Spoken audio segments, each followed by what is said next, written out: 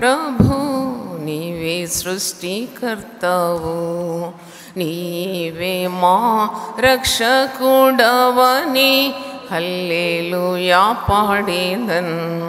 పాప జగాన జన్మించితివి, పేద గృహాన తిరిగితివి, సంకట కష్టములను భవించి మమ్ము రక్షించితివి. పాప జగాన జన్మించితివి, పేద గృహాన పెరిగితివి, సంకట కష్టములను భవించి మమ్ము రక్షించితివి. ప్రియా యేసు మమ్ము రక్షించితివి, ప్రియా యేసు మమ్ము రక్షించితివి, మమ్ము రక్షించితివి, మమ్ము రక్షించితివి, మమ్ము రక్షించితివి, మమ్ము రక్షించితివి. క్రీస్తు యేసు దయాళు ప్రభో నీవే సృష్టికర్తవు, నీవే మా రక్షకుడవని హల్లెలూయా పాడేదన్. హల్లెలూయా. పరమగీతాలు 7వ అధ్యాయంలో వరుడైన ప్రభు ఒక 10 కార్యాలు తన ప్రియురాలు వధువు సంఘం యొక్క శరీరంలో ఉన్న 10 అవయవాలను పొగడడం. Is praising the beauty of his beloved, that is the church. వధువు సంఘము ప్రియుడైన వరుని దృష్టిలో ఎంత అందంగా కనబడుతుంది, అది ఈరోజు మనం ధ్యానించాలి.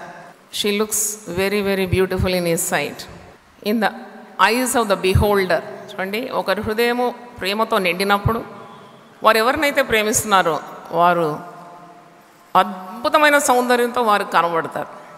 అలాగే యేసు ప్రభు సంఘం కొరకు తన ప్రాణం పెట్టినంతగా ప్రేమించినాడు కాబట్టి సంఘము అతని దృష్టిలో పరమ సౌందర్యంతో కనబడుతుంది.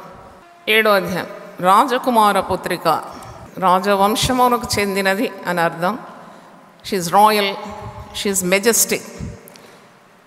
నీ పాదరక్షలతో నీవెంత అందంగా కనబడుతున్నావు. నిన్న ఇవన్నీ మనం ధ్యానించినాం. పాదరక్షలు అంటే చెప్పులు. ఎఫెసీ పత్రిక 6:15 సమాధాన సువార్త వల్లైనా సిద్ధ మనసు జోళ్ళు తొడుక్కొని సంఘం ఎప్పుడు కూడా సువార్త ప్రకటనకు సిద్ధముగా ఉన్నది అని అర్థం. రోమీయులకు రాసిన పత్రిక 10వ అధ్యాయం 15వ వచనంలో సువార్త అందించు వారి పాదములు పర్వతముల మీద అతి సుందరములు. సంఘం యొక్క నడకను వరుడైన ప్రభు గమనిస్తూ ఉన్నాడు. The way the church is walking. చూడండి, ఒక సౌందర్యవంతురాలు నడుస్తున్నప్పుడు లోకమంతా చూస్తుంది how she wax, how she takes her steps కదా. అయితే అలాగూ యేసు ప్రభు సంఘం యొక్క సౌందర్యానికి ముగ్ధుడైపోయి ఆయన దృష్టిలో సంఘము నడకను గమనిస్తున్నప్పుడు అది చాలా అందంగా కనబడుతుందని ఇక్కడ వర్ణిస్తూ ఉన్నాడు. నీ ఊరువులు శిల్పకారి చేసిన ఆభరణ సూత్రములోనే ఉంది. థైస్ లేక నడుముకు మోకాళ్ళకు మధ్యలో ఉన్న భాగం ఒక శిల్పి చెక్కినట్టుగా ఉంది, అంటే అంత ఆకారంతో ఉంది. అది సంఘం యొక్క ఒడి అని. ఆ ఒడిలోకి దీనులు, దరిద్రులు, విధవరాళ్ళు, తండ్రి లేని వారు, సహాయం కోరేవారు వచ్చి ఒడిలోకి పడుతున్నారు. ఆ చిన్న బిడ్డలు పడుతున్నారు, యవనస్తులు పడుతున్నారు, పేదలు పడుతున్నారు, రోగులు పడుతున్నారు. They want comfort from the church. అప్పుడు సంఘం వారిని తృణీకరించడం లేదు. సంఘం యొక్క బాధ్యత అట్టివారిని చేర్చుకోవడం. యేసు ప్రభు ప్రేమస్వరూపి. ప్రేమ లేని ఏ పరిచర్య నిలబడదు. చూడండి, కొన్ని పరిచర్యలు చాలా మరి గొప్పగా ఆరంభిస్తారు, కానీ అది ముందుకు జరగదు, ఎందుకంటే దాంట్లో ప్రేమ లేదు. ప్రేమ తప్పకుండా మనం చేసే పరిచర్యలో ఉండాలి. Love is the ingredient. ప్రేమ లేకుంటే ఆ సంఘము ముందుకు సాగు. అందుకే సంఘంలో కార్యకలాపాలు కాదు, ప్రోగ్రాంలు కాదు, ఏదో ఫీస్టులు లేక మరి పెద్ద పెద్ద ఫంక్షన్లు కాదు. సంఘంలో మరి దేవుని కార్యాలు జరగాలి. ఆత్మ దేవుడు సంఘముల మధ్యలో నడుస్తూ ఉంటాడు, కనిపెడుతూ ఉంటాడు సంఘం యొక్క నడక. కాబట్టి పనిచేసే వారిని కూడా ప్రభువు చూస్తూ ఉంటాడు. వివిధ పనులు తలపెట్టే సంఘాన్ని గమనిస్తాడు, సహాయం చేస్తాడు, దర్శనమిస్తాడు, సహాయం చేస్తాడు. మరి ప్రతి పనిలో దేవుడు ఉండి నడిపిస్తాడు. సంఘములో అందుకే ఐక్యత ఉండాలి. ఐక్యత లేకుంటే పనులు కావు. ప్రేమ ఉండాలి, ప్రేమ లేకుంటే పరిచర్య ఉండదు. అలాగే పరిశుద్ధత ఉండాలి, సంఘంలో పరిశుద్ధత ఉండాలి. ఐక్యత, ప్రేమ, పరిశుద్ధత ఇవన్నీ ఉంటే ఆ సంఘము చాలా కళగా కనబడుతుంది. వరుణ దృష్టికి కళగా కనబడుతుంది, లోకం దృష్టికి అందంగా కనబడతాయి. చప్పట్లు కొట్టి దేవుని స్తుతిద్దాం. Hallelujah. All these ingredients make a church. Church అంటే ఏదో సిమెంటు, ఇటుకలు, మరి సీకులు, మేకులతో కట్టేది కాదు సంఘం అంటే. సంఘం అంటే బాడీ ఆఫ్ క్రైస్ట్, యేసు క్రీస్తు యొక్క శరీరం. ఆ సంఘముల మధ్యలోనే సంచరిస్తాడట వరుడైన ప్రభు. ఆ సంఘానికి శిరస్సు అంట ప్రభు, ఇదేమో శరీరం అంట. అందుకే ఇక్కడ అంటున్నాడు, మరి నాభి అన్నప్పుడు బొడ్డు లేక నేవల్ అనే దాని అర్థం. తల్లి బొడ్డు నుండి పిల్లకు ఏ విధంగా పోషకాహారాలు తల్లి గర్భంగా ఉన్నప్పుడు అందిస్తుందో అలాగే మరి అనేక మంది నూతన ఆత్మలు సంఘానికి చేర్చబడుతూ ఉంటారు. కొత్తగా ఎవరు వచ్చినారంటే లేచి నిలబడతారు. ఎందుకు? సంఘానికి ఒక బాధ్యత ఉంది. చిన్న చిన్న బిడ్డలు వచ్చినప్పుడు వారు చూస్తే పైకి రూపంలో బలాఢ్యులుగా ఉన్న వారి హృదయం సున్నితమైంది. క్రొత్తగా ప్రభు సన్నిధికి వచ్చిన వారిని గమనించి గుర్తించి వారికి చేయాల్సిన పరిచయాలు చేయడానికి, వారికి కావాల్సిన ధైర్యాన్ని, శక్తిని మరి ఇవ్వడానికి సంఘం ఎప్పుడు కూడా సిద్ధంగా ఉండాలి. విశ్వాసులు కూడా తోటి విశ్వాసులతో కలిసి మెలిసి ప్రేమగా వ్యవహరించాలి. పౌలు భక్తుడు 1 కొరింథీ 12వ అధ్యాయంలో సంఘమును శరీరంతో పోలుస్తాడు. సంఘం ఎలా ఉండాలి? 1 కొరింథీ 12వ అధ్యాయము 12 నుండి, ఎలాగూ శరీరము ఏకమై ఉన్నను అనేకమైన అవయములు కలిగి ఉన్నదో, ఎలాగూ శరీరం యొక్క అవయములన్నీ అనేకములై ఉన్నను ఒక్క శరీరమైనదో, అలాగే క్రీస్తు ఉన్నాడు. మంచిగా వివరిస్తున్నాడు. He is explaining how a church should be. అది ఒక శరీరంతో పోల్చినాడు. ఒక శరీరం మీరు చూసినప్పుడు ఎన్ని అవయవాలు ఉంటాయి దాన్ని. అన్ని అవయవాలు ఒకే పని చేయవు. ఒక్కొక్క అవయవం ఒక్కొక్క పని చేస్తుంది. నాలుక చేసే పని చెవి చేయదు, చెవి చేసిన పని కన్ను చేయదు, కన్ను చేసే పని నోరు చేయదు. అంటే దేవుడు రకరకాల తలాంతులతో, వివిధ వరములతో సంఘంలో ఉన్న వారిని అలాగ అభిషేకించి ఉన్నాడు. మీరు అనుకుంటారు పులిపిడి మీద ఉన్న ఒక్కరు వాళ్ళకే ఉంది అభిషేకం అని. కాదు, సంఘం మొత్తంగా దేవుడు దీవించినాడు. చప్పట్లు కొట్టి దేవుని స్తుతించండి. Hallelujah. There so much talent in the church. ఇప్పుడు మీరు ఇక్కడ కూర్చున్నారు కదా, మీరందరూ నేను చెప్పే మాటలు విన్నట్టున్నారు. కానీ మీలో దేవునాత్మ ఉన్నది.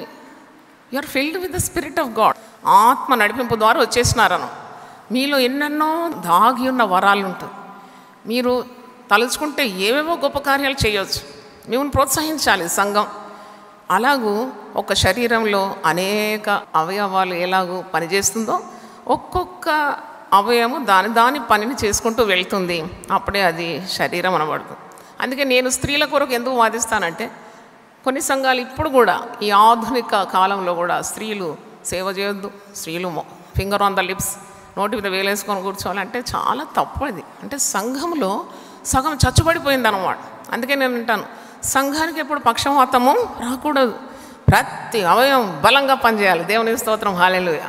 ఒక మంచి ఆరోగ్యకరమైన ఒక స్త్రీని లేక ఆరోగ్యకరమైన పురుషుని చూసినప్పుడే looks so awesome, yeah, very healthy, very radiant, very talented.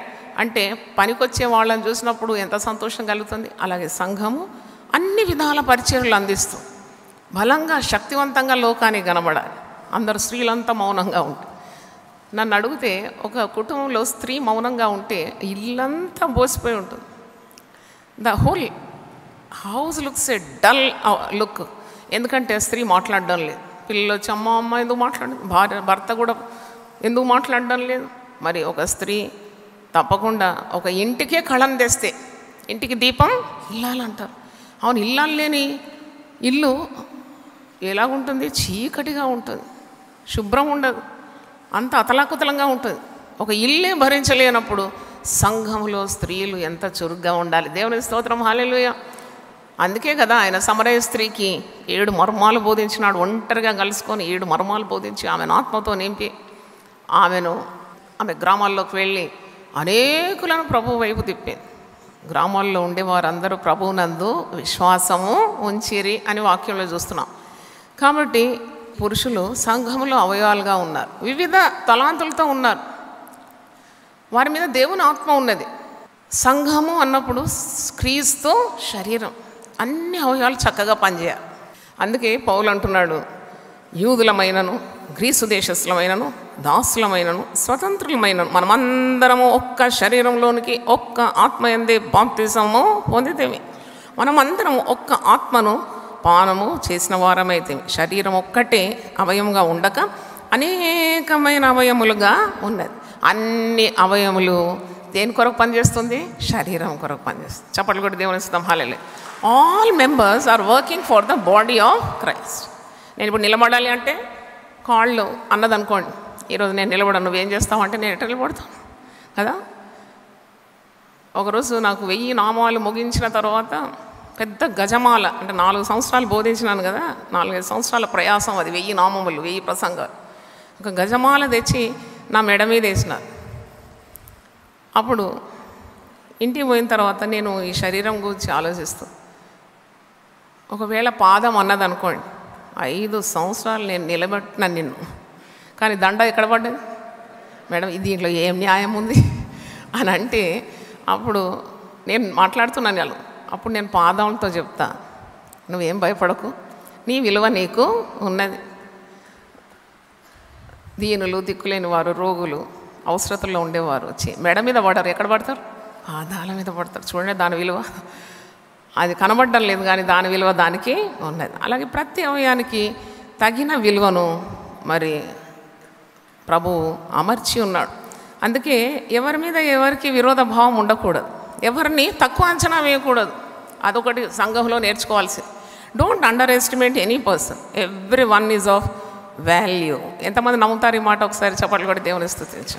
అందుకే పౌలు మాటి మాటికి అంటాడు, ఇతరులను నీకంటే ఘనంగా ఎంచుకో, ఇతరులను బాధ పెట్టకు, మరి నీకంటే విలువైన వారిగా నువ్వు ఎంచుకోవాలి. అలాగ తగ్గింపుతో ఉండాలి, ఎందుకంటే నీ విలువ నీకు, వారి విలువ వారికి ఉంటుంది.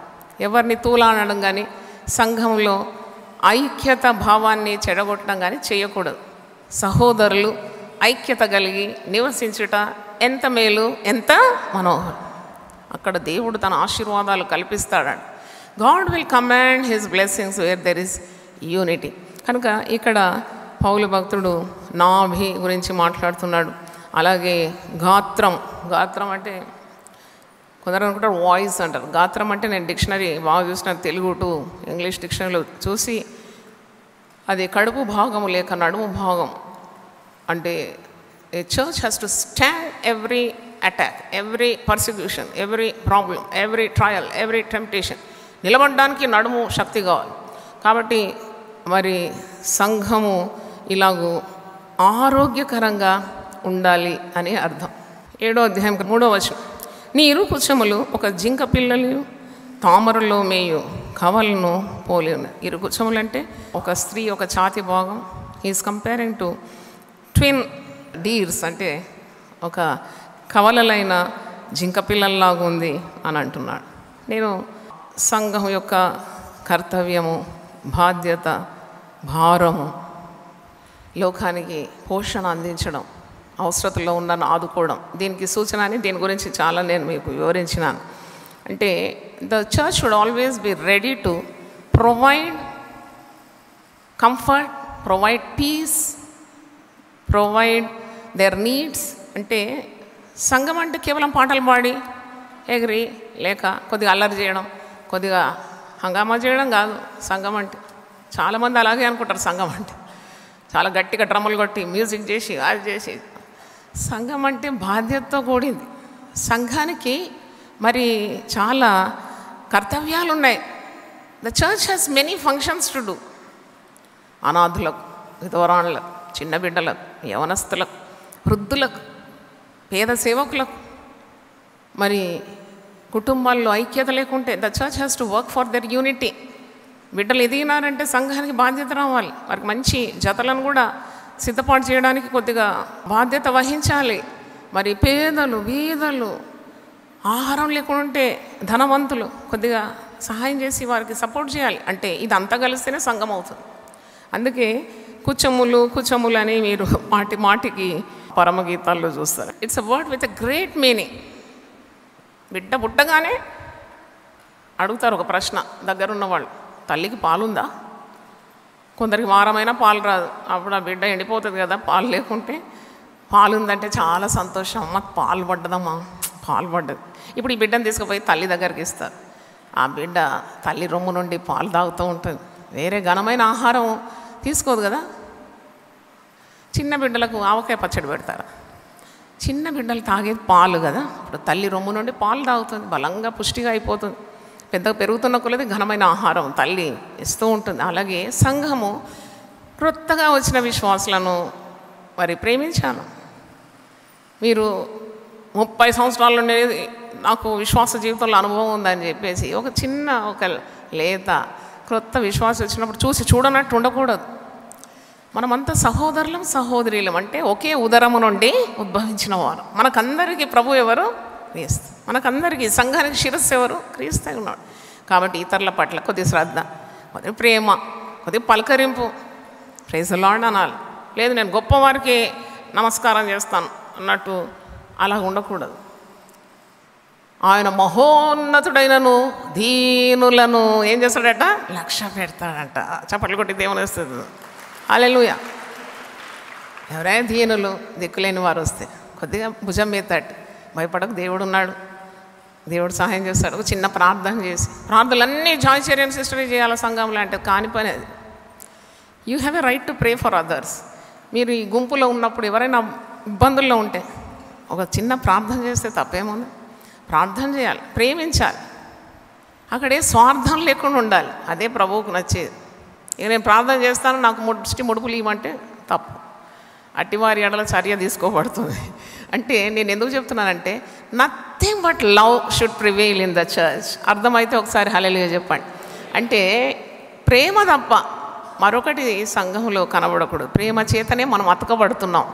అన్ని అవయవాలు శరీరంలో అందంగా పొందుగా చక్కగా ఎక్కడున్నావేమో అక్కడ ఉంటేనే బాగుంటుంది కదా, అవునా కాదు? నేను చాలా అవసరం, నేను లేకుంటే నువ్వు నడవవు నిలువవు అంటే ఆ కాళ్ళు తెచ్చి మెడ మీద వేసుకుంటాం. కానే కాదు, కాళ్ళు ఉండాల్సిన కాళ్ళు, చేతులు ఉండాల్సిన చేతులు, తల ఉండే దగ్గర తల. నువ్వెందుకు తలగా ఉన్నావు? తల తీసి హ్యాండ్ బ్యాగ్లా పెట్టుకోవాలంటే వీలవుతుందా? కాదు. తలకొక స్థానం, చేతులు, కాళ్ళు, కడుపు. అందుకే ఈ వివరణ పరమగీతాలు. ప్రతి ఒక్కరికి ఒక స్థానం, ఆ స్థానంలో ఉండాలి. నేను ఆ పని చేస్తే బాగుంటుంది, నేను ఈ పని చేస్తే బాగుంటుంది అంటే సైతాన్ తలం. నిన్ను ఏ స్థితిలో దేవుడు ఇచ్చినాడో ఆ స్థితిలో ఉండి ప్రభు కొరకు నువ్వు ప్రకాశించు. అర్థమైతే చప్పట్లు కొట్టి దేవుని స్తుతించాడు. Maintain your status and shine for God. Use your talents. నీ కందరము దంతగోపుర రూపం. కందరం అంటే మెడ. శరీరాన్ని తలకు అతికించేది ఏంటి? మెడ భాగం. నన్ను అడిగితే సేవకులు, కాపర్లు అందరూ కూడా ఈ మెడలాగా పనిచేయాలి. శరీరం, క్రీస్తు శరీరంను ఆ శిరస్సుకు అతికించాలను. You have to connect God's people to God. That is the duty of the leaders or shepherds or people in authority. They have to connect the body of Christ to the head, that is Christ. అలా చేయకుండా మేమే దేవుళ్ళమని, మా దగ్గర శక్తి ఉందని, అందరూ మా దగ్గర రమ్మని, ఇవన్నీ చాలా తప్పుడు బోధలు. Our eyes should be on the author and finisher of our faith, that is Jesus. హల్లెలూయా. మన దృష్టి ఒక ఐకాన్ మీద ఉండొద్దు. ఈరోజు ఉంటారు, రేపు పోతారు. అడవి పువ్వు పూసినట్టు పూసి గాలి రాగానే నేల కబొంగిపోతుంది, రాలిపోతుంది. నీటి బుడగలాంటి బ్రతుకు. ఎవరిని నువ్వు దేవునితో సమానంగా చేస్తావు? ఆయన రోషం గల దేవుడు కాదా? ఒక నీటి బుడగ వ్యక్తితో నువ్వు దేవునిగా కొలిచి ఐకాన్గా చేసి ఇంకా వారు తప్ప ఇంకొకరు లేరంటే నీకు కూడా శిక్ష పడుతుంది. ఆయన రోషం గల దేవుడు కదా. నీ దృష్టి ఆయన మీద ఉండాలి. ఇప్పుడు ప్రియురాలు ప్రియుని చూసకుండా ఆమె వేరే దృష్టి మలిచిందంటే ప్రియునికి ఏం కలుగుతుంది? కోపం కలుగుతుంది, రోషం కలుగుతుంది. నేను ప్రాణం పెట్టిన సంఘం ఇది ఎందుకు అటు ఇటు చూస్తుంది? Why the vision is diverted? నన్ను చూడకుండా ఎందుకు అటు ఇటు చూస్తుంది సంఘం? ఏ వ్యక్తులను నా స్థానానికి ఊహించుకొని చూస్తుంది? అలా అందుకే గొప్ప గొప్ప వ్యక్తులు కూడా తగ్గించుకోవాలంతే. They have to humble themselves. No one should think that they are equal to God. They are nothing before God. దేవుడు ఒక్కొక్క వ్యక్తులను తీసి వాడుకుంటాడు. యజమానుడు వాడుకునే అర్హమైన పాత్రలు అంతే, అంతకంటే గొప్ప విలువ ఇచ్చే అవసరం లేదు. హల్లెలూయా. They have to connect the people to God. దేవునికి స్తోత్రం. హల్లెలూయా.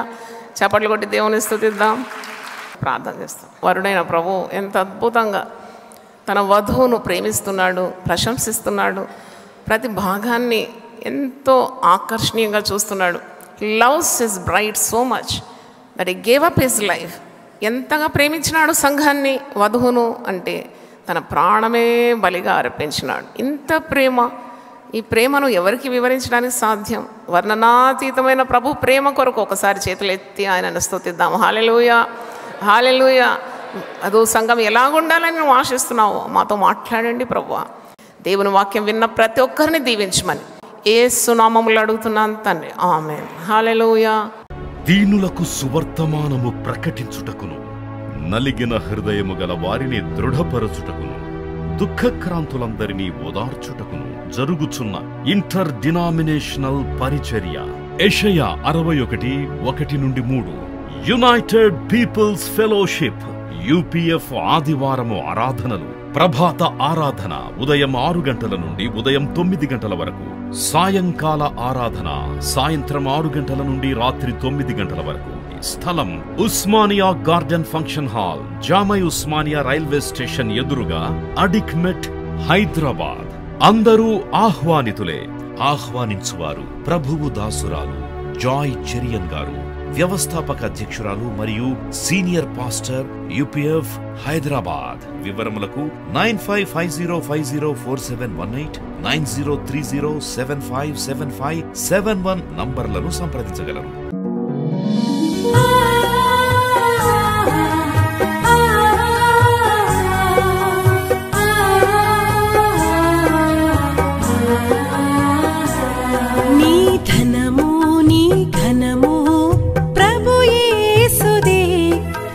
దశమా భాగమునీయ వెనుదీతువా. నీ ధనము నీ ఘనము ప్రభు యేసుదే, నీ దశమా భాగమునీయ వెనుదీతువా. ధరలోన ధనధాన్యములనీయగా కరుణించి కాపాడి రక్షింపగా. ధరలోన ధనధాన్యములనీయగా కరుణించి కాపాడి రక్షింపగా. పరలోకనాదుండు నీకీయగా మరి యేసు కొరకీయ వెనుదీతువా. పరలోకనాదుండు నీకీయగా మరి యేసు కొరకీయ వెనుదీతువా. నీ ధనము నీ ఘనము ప్రభు యేసుదే, నీ దశమా భాగమునీయ వెనుదీతువా. పాడి పంటలు ప్రభువు నీకీయగా కూడు గుట్టలు నీకు దయచేయగా. పాడి పంటలు ప్రభువు నీకీయగా కూడు గుట్టలు నీకు దయచేయగా. వీడంగ ప్రభు యేసు నామంబును గడువేల ప్రభుకీయను క్రైస్తవా. వీడంగ ప్రభు యేసు నామంబును గడువేల ప్రభుకి